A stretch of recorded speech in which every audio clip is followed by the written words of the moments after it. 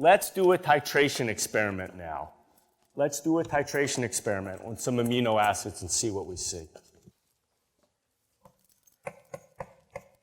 That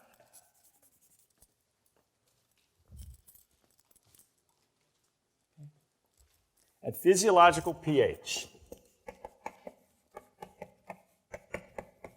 at a pH of 7.4, the amino acid is a dipolar ion.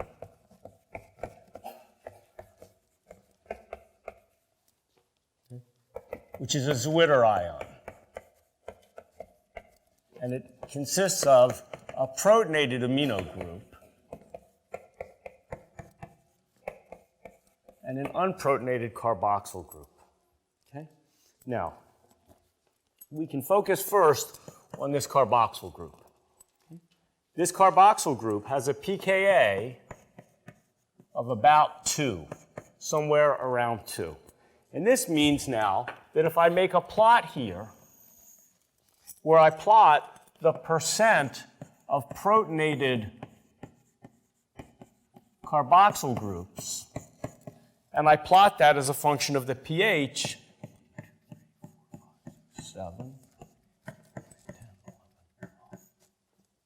11, 13, 14.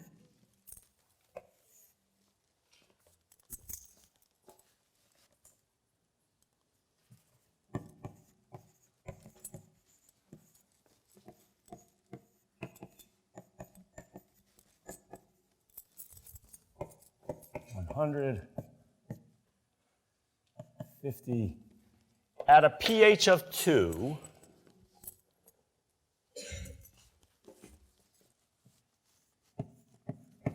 at a pH of 2, what percentage of the carboxyl groups are going to be protonated?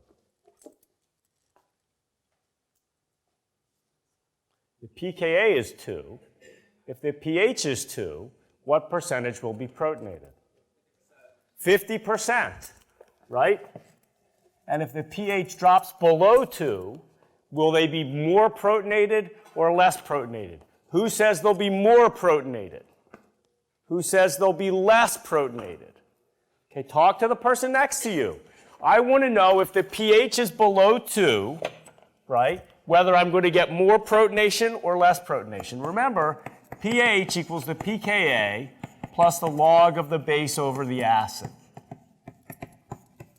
Okay, and if the pKa is 2 and the pH is 1, is it more protonated or less protonated? Keep talking. Argue with the person next to you. Sort it out.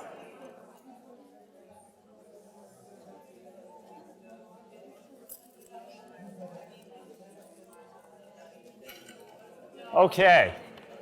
How many people think it's less protonated? How many people think it's more protonated? Right.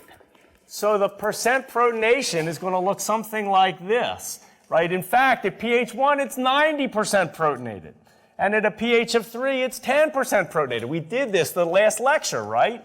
So I'm going to get a curve that's going to look like this for the protonation state of the carboxyl group.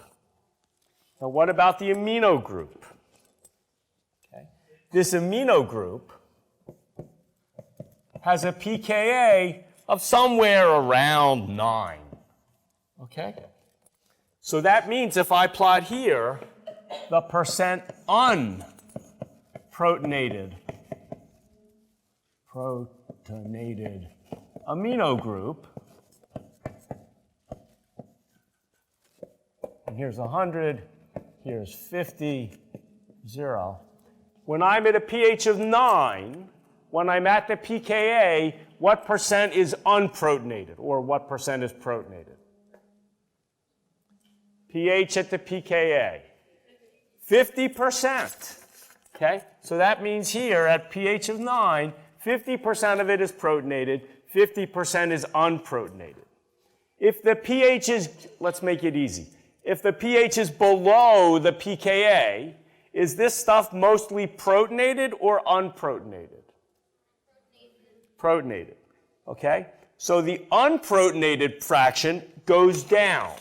right? In fact, the percentage that's unprotonated at 8 is going to be 10%.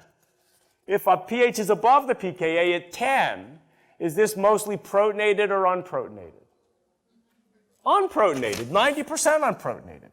So in fact, that means that if I plot the unprotonated state, right, of the amino group, I get this orange curve, okay?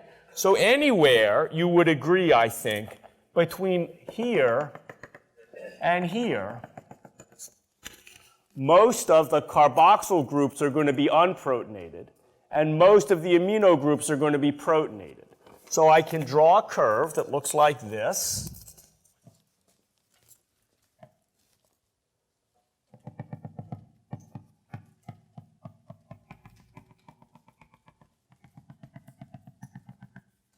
Where this green curve is the dipolar or the Zwitter ionic form.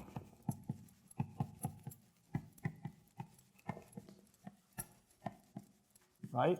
So anywhere from a pH of about 2 to a pH of about 9, most amino acids are going to be sitting here, right, in this range where they are, the carboxyl group is unprotonated and the amino group is protonated. If I do a titration curve with glycine, for example, I'll get a curve that looks like this. I'm plotting the pH here versus the equivalence of sodium hydroxide. And I'll find 2 pKa values, right? One that corresponds to what? What is this pKa of 2? Carboxyl group. And the pKa around 9 or so? Yeah, that's the amino group. Easy. Nothing to it. From now on, we will always write our amino acids. One more important point I have to say.